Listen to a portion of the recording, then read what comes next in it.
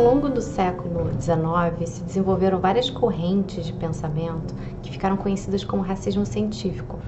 Embora elas tenham tido diversas vertentes e muitas diferenças entre elas, como ideia geral, se dizia que as desigualdades entre os seres humanos elas eram inatas e elas estavam escritas no corpo, ou seja, elas eram biológicas, portanto, imutáveis.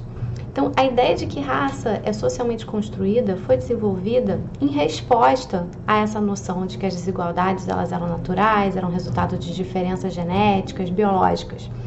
Então, o discurso racial que naturalizava as desigualdades e representava as desigualdades como algo inevitável e não produto das ações humanas, esse discurso foi colocado em xeque por diversos autores. Então, no próprio século XIX, a gente pode citar, por exemplo, o norte-americano Du Bois, em meados de 1899, ele já falava disso, ele já falava do caráter socialmente construído da raça. O haitiano Antenor Firmin escreveu um livro especificamente sobre isso, contra o discurso racial. E também na primeira metade do século XX, a gente teve vários autores falando que raças eram socialmente construídas, como, por exemplo, a sul-africana Olive Schreiner, os alemães Max Weber, Franz Boas, o norte-americano Ashley Montagu, entre outros. Ainda que eles tenham falado de diferentes formas disso, a ideia de que raça é construída significa dizer que raça é algo que ocorre quando determinadas características físicas ou até não físicas dos seres humanos são traduzidas numa linguagem racial e passam a ser vistas, portanto, como características essenciais, intrínsecas dos indivíduos, e não como algo construído e dado socialmente. Então, ao longo do século XX, vai se desenvolver e vai se refinar cada vez mais essa ideia da raça como uma construção social, e vai sendo rechaçada a noção de que existe uma conexão também inevitável, de diferentes classificações com verdades físicas ou biológicas contidas nos sujeitos. A gente sabe também, ao olhar para as diferentes formas de ver e de recortar raças ao redor do mundo, que a noção de raça não está apoiada num conjunto também estável e coerente de preceitos. Então, culturalmente, raça varia, e isso tudo fornece evidências de que não existe uma raça biológica, mas somente uma raça social. A gente sabe, no entanto, que mesmo sendo uma ficção, raça tem efeitos muito reais, muito concretos sobre as vidas das pessoas. Então, se ao longo do século XX se propôs que se parasse de falar de raça, e uma vez que não se falasse mais de raça, o racismo e a desigualdade desapareceriam, a gente sabe hoje que, embora seja uma ficção, a raça tem efeitos e impactos muito reais e muito concretos. Mas para continuar aqui falando de raça como construção social, vale muito a pena a gente olhar e comparar, por exemplo, os diferentes censos ao redor do mundo. Quando a gente vê como as perguntas sobre raça, cor, etnia variam nos diferentes países, a gente tem evidências aí muito fortes de como raças são socialmente construídas e estão culturalmente enraizadas. Então, olhemos, por exemplo, essa síntese aqui dos censos em meados dos anos 2000 em diferentes países. Eu poderia falar sobre vários deles, mas eu vou puxar aqui só, por exemplo, diferenças aqui flagrantes entre Brasil e Estados Unidos. No Brasil, tanto nos anos 2000 como agora, a pergunta sobre raça é uma pergunta sobre cor, que compreende as categorias preto, pardo, branco e indígena. Então, os entrevistados pelo censo brasileiro, eles precisam se autoclassificar em alguma dessas categorias. Se a gente olha, por exemplo, para o censo norte-americano, a gente vê 14 categorias diferentes, e hoje nos Estados Unidos uma pessoa pode marcar quantas caixas ela quiser. Se ela marcar mais de uma caixa, se entende lá que essa pessoa está proclamando, está dizendo que ela tem uma identidade multirracial, ela é uma combinação dessas diversas coisas. Mas tem uma outra categoria no censo americano que chama a nossa atenção, principalmente aqui no Brasil, e eu suponho que vai chamar de vocês, que são essas categorias, a categoria que faz alusão à identidade hispânica, latina, né? O latino, ele é uma classificação que só costuma fazer sentido nos Estados Unidos, né? Designando um grupo de pessoas muito heterogêneo, né? Então, sob essa denominação latino, você pode ter todo tipo de outras classificações. Então, pode ser um latino que se vê como branco, um latino que se vê como negro e diversas outras variações disso, né? Mas eles estão reunidos nos Estados Unidos em uma categoria racializada, diga-se de passagem, né? Por causa de uma história da migração, né, e da recepção desse grupo de pessoas nos Estados Unidos. Então, a gente tem um exemplo aí de uma categoria racial que emerge justamente das relações sociais, né? Os latinos, eles são interessantes nos Estados Unidos justamente por isso, porque sob essa categoria guarda-chuva, você tem nacionalidades muito diferentes, você tem pessoas que trazem suas próprias classificações dos seus países de origem, né? Então, essa pessoa se vê de uma determinada maneira no seu país e nos Estados Unidos se vê classificada como latina, né? E você ainda tem possíveis combinações entre categorias, né? Um latino negro, um latino branco, né? No Brasil, a gente poderia ter um latino pardo, a gente vai falar mais dessa categoria mais pra frente, né? Mas a gente vê, então, alguns exemplos interessantes. Um país que não está nessa lista aí de censos, por exemplo, é a França. A França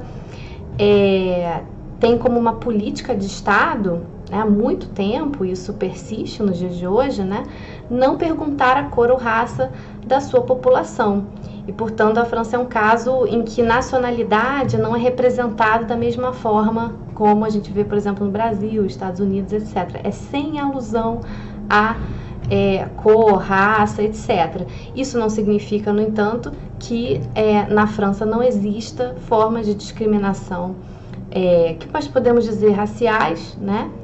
Mas a sua tradição republicana é de não, entre aspas, dividir os cidadãos e classificá-los pela identidade. O que a gente vê, por exemplo, na França e em outros países da Europa é uma manifestação do que alguns autores chamam de racismo cultural, ou novo racismo, né? A definição das pessoas a partir de diferenças culturais, mais até mesmo do que por características físicas ou supostamente biológicas, né?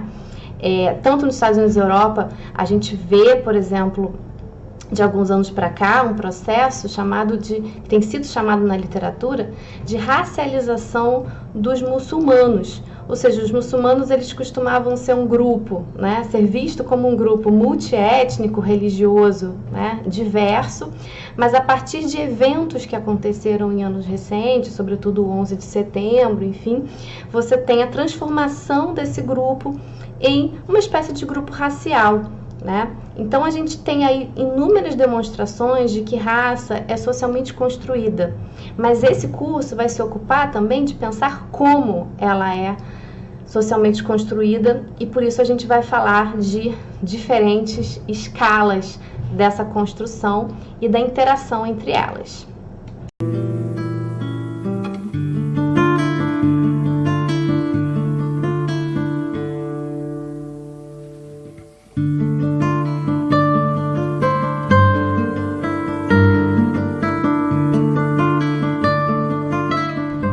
Ao longo do século XX, a sociologia trabalhou de modo geral com dois níveis de análise, o macro e o micro.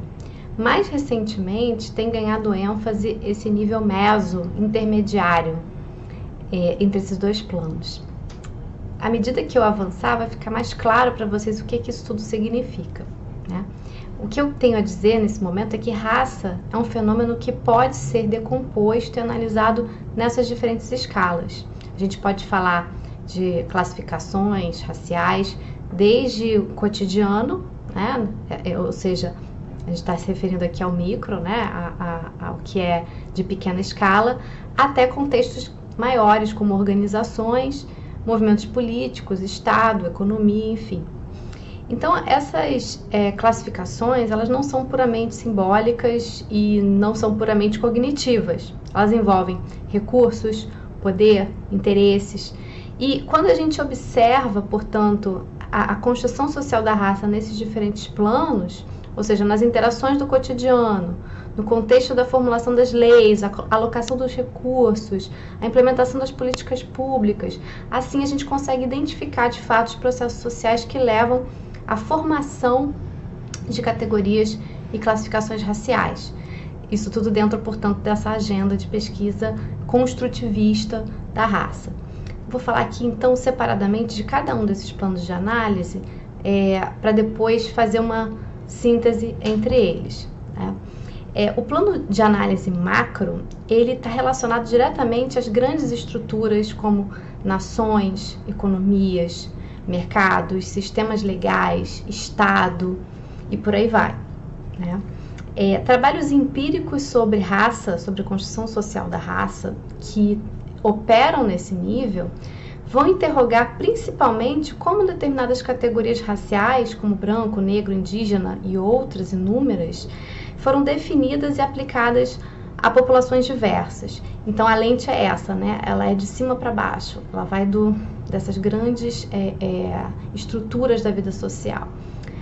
Muitos desses estudos, então, eles vão examinar como estados, por exemplo, manipularam de maneira explícita categorias raciais, usando-as como um aspecto central para a construção nacional, né, para a definição da população, por exemplo, em termos raciais.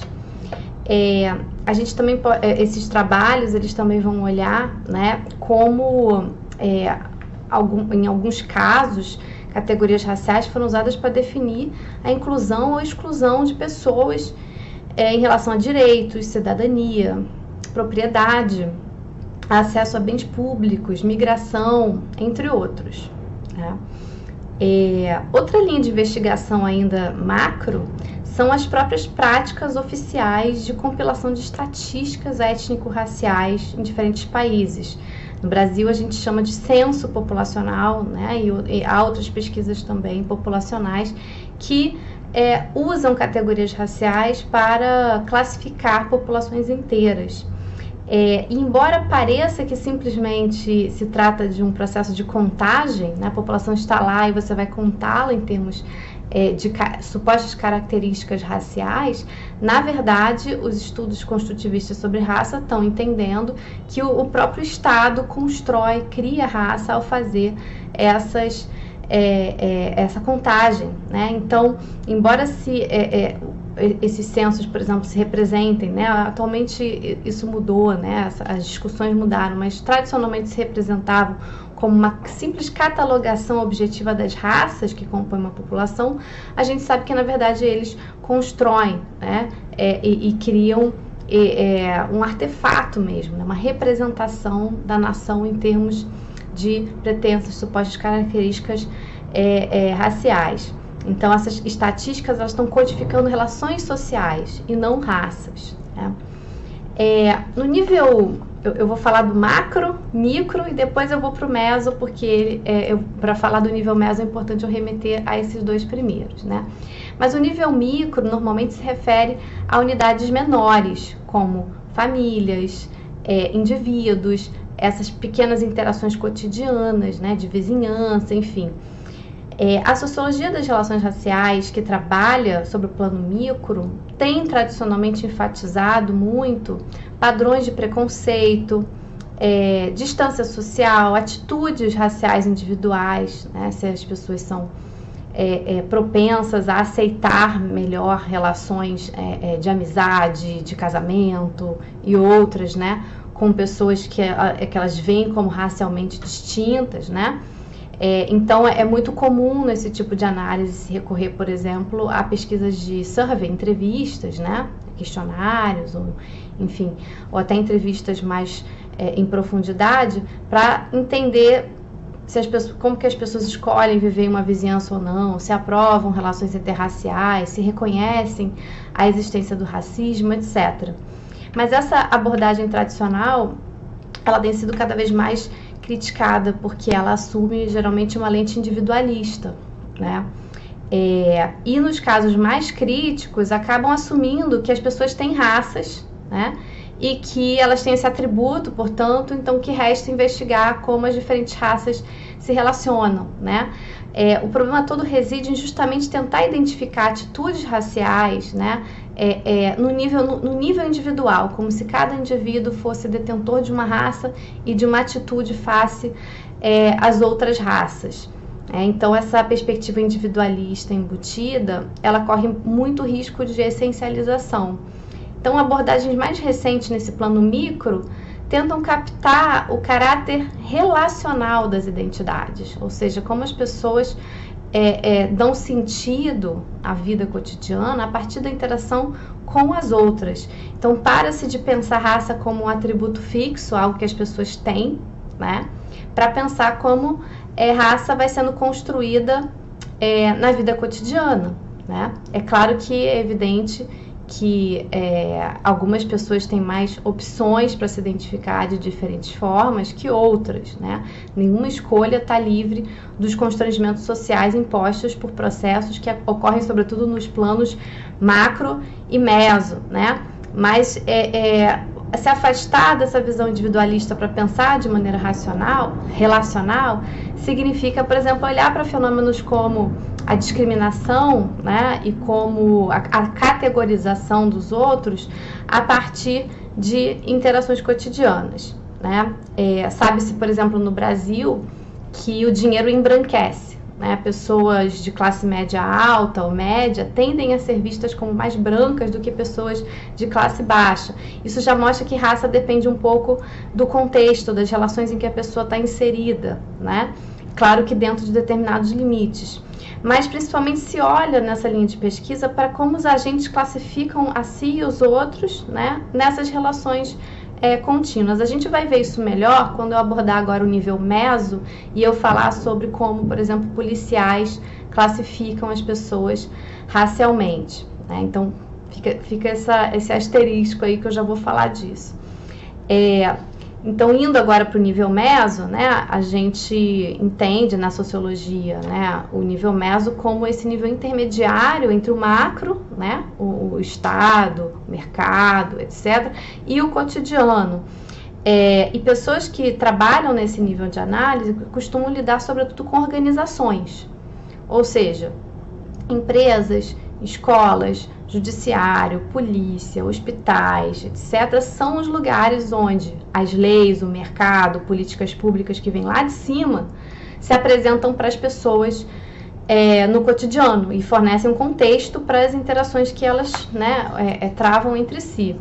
Então, as organizações, elas são também muito importantes porque são espaços em que recursos, respeito social, oportunidades e outras recompensas são geradas ou distribuídas, né? Então, geradas no caso, por exemplo, das empresas, né, das firmas, você tem aí espaços de interação entre as pessoas em que há circulação de recursos, né?